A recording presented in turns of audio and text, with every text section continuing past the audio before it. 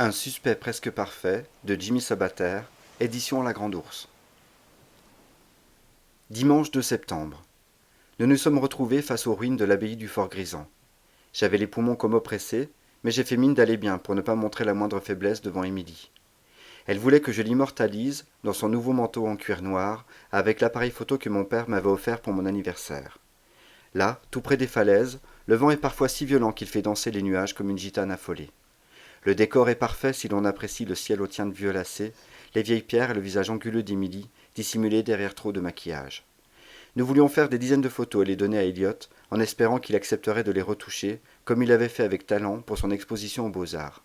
Il devait d'ailleurs nous rejoindre, pour nous donner des conseils techniques de pro. Mais une fois encore, il nous a fait faux bond. Depuis qu'elle fréquente les sœurs du pays, Émilie se rêve en vampire, en créature immortelle, en buveuse de sang ou en princesse des ténèbres. Nous recherchons inlassablement des crucifix, vieux manuscrits, armes historiques, bijoux mystiques et autres accessoires qui aideraient à projeter les futurs spectateurs dans l'univers lugubre que nous voulons créer pour eux. Je ne crois pas que ce long manteau avantage sa silhouette si fine. Mais tout ce qui peut rendre Émilie heureuse me rend heureux. Un jour, quand j'en aurai le courage, je lui avouerai mes sentiments et elle deviendra ma petite amie. Du moins je l'espère. J'en rêve depuis des semaines. Émilie doit mesurer 1,68 m. Elle a des cheveux au burn bouclés, avec des taches de rousseur autour d'un petit nez en trompette. Ses grands yeux en amande pétillent comme si un petit feu d'artifice était constamment en préparation. Elle a de minuscules lèvres roses et une peau d'une douceur incroyable. Je ne l'ai jamais réellement caressée, mais un jour, alors qu'elle changeait de pull, sa pince à cheveux s'est coincée dans les mailles de la laine et je l'ai aidée à l'enlever.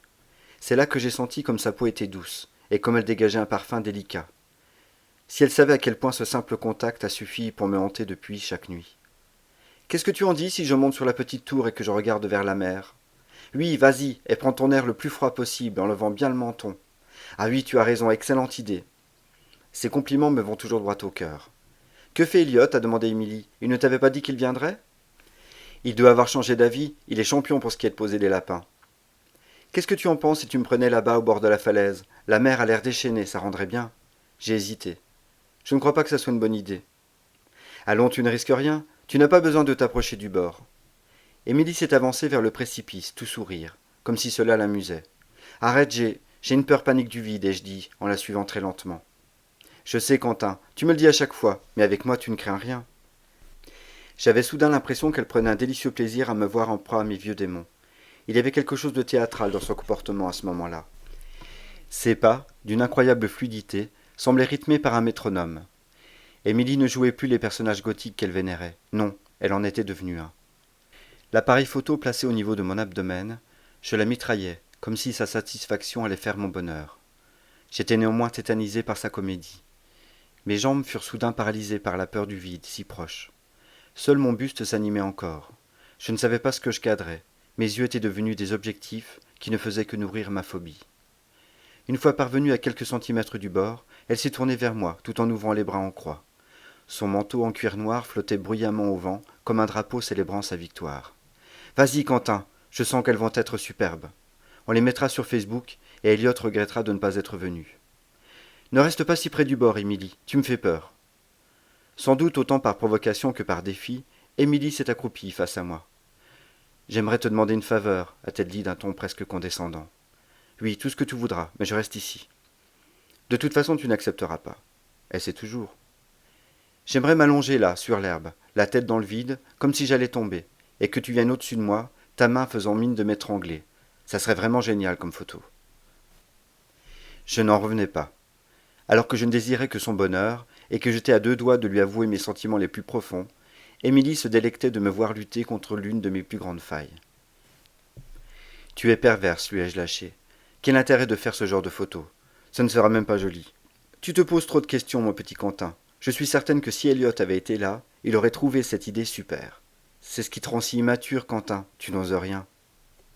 Si ce reproche m'a transpercé le cœur, ce n'était rien comparé à la désinvolture avec laquelle Émilie expédiait mon cas. On va rentrer, c'est tout. C'était une très mauvaise idée de faire ces photos avec toi. Elle allait se relever, quand elle m'a vu approcher à grands pas.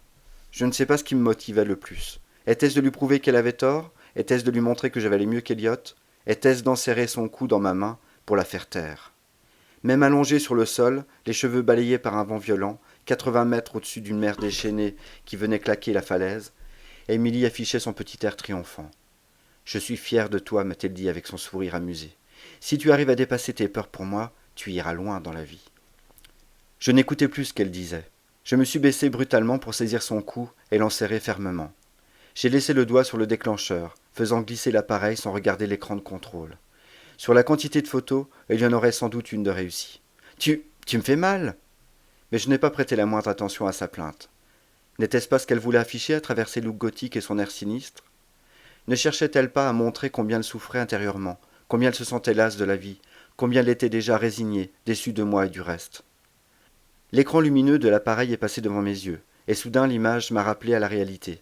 Émilie était là, sous ma main tendue, crispée, terrorisée, les yeux exorbités. En contrebas, les vagues semblaient me narguer, tenter de m'attirer, d'exercer sur moi cette insupportable pression qui m'invitait perpétuellement à me laisser hypnotiser. Peut-être qu'un jour, trop faible, je sauterai dans le vide pour me débarrasser de cette peur idiote. Je me relevai d'un bond, observant Émilie qui massait déjà son cou. « Quentin, qu'est-ce qui t'a pris? J'ai eu une de ces peurs !» J'ai soupiré. Je n'ai fait que rendre la scène plus réaliste. N'était-ce pas ce que tu voulais? Dubitative, elle m'a observé du coin de l'œil. « Rentrons !» a-t-elle lâché d'une voix encore enrouée, comme si c'était une punition.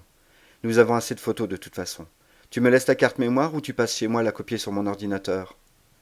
Je préfère que tu la copies, on ne sait jamais ce qui peut arriver. » Nous sommes montés sur nos vélos dans un silence de mort. Quelque chose venait de se rompre entre nous. Peut-être était-ce sa confiance que je venais de perdre. Dans le fond, je n'en avais plus rien à faire.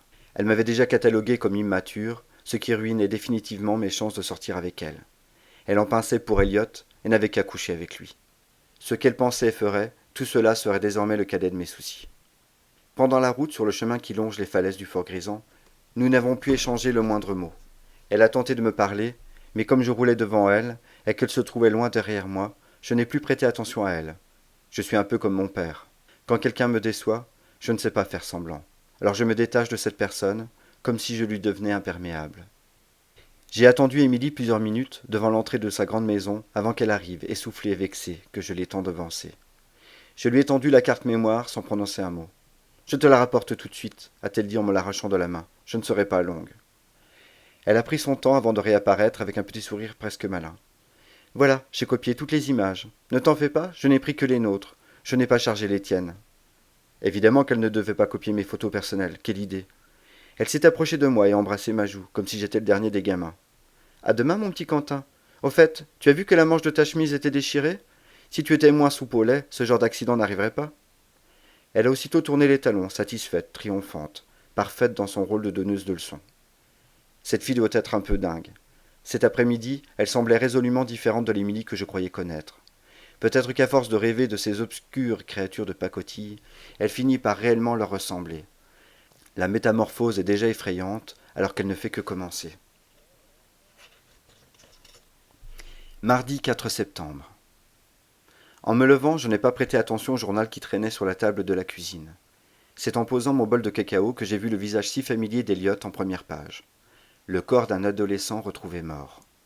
Mon sang n'a fait qu'un tour. L'espace d'une seconde, il m'a semblé que le monde s'écroulait et que je n'étais plus qu'un simple acteur dans le film de ma vie. C'est en début de soirée que les marins ont repéré la silhouette d'un corps étendu sur les rochers, au pied des falaises du Fort Grisant. Ils ont alors alerté les autorités qui ont confirmé le décès d'un adolescent de 18 ans, suite à une chute de 85 mètres. Selon le témoignage d'un membre de sa famille qui refuse la possibilité d'un suicide, Elliot Ferreira n'a pu faire qu'une rencontre malheureuse. Plusieurs objets, comme son téléphone et son portefeuille, n'ayant pour l'heure pas été retrouvés. La brigade criminelle de Châtel-sur-Mer n'écarte aucune hypothèse. Mais la piste de l'homicide semble privilégiée, même si de tempérament plutôt introverti, nul ne peut affirmer avec certitude que le jeune homme n'a pas mis fin à ses jours. Des prélèvements ADN, ainsi qu'une inspection de ce théâtre macabre, ont déjà été effectués. L'enquête s'annonce néanmoins des plus ardues pour le commissaire Adriensen et ses hommes. On le sait, la mer ayant été très agitée ces derniers jours, nombre de preuves ont pu disparaître, sans qu'on ait aucun espoir de les récupérer. Je suis tombé sur ma chaise, les yeux écarquillés, incapable de croire ce que je venais de lire, tant cela me semblait irréel.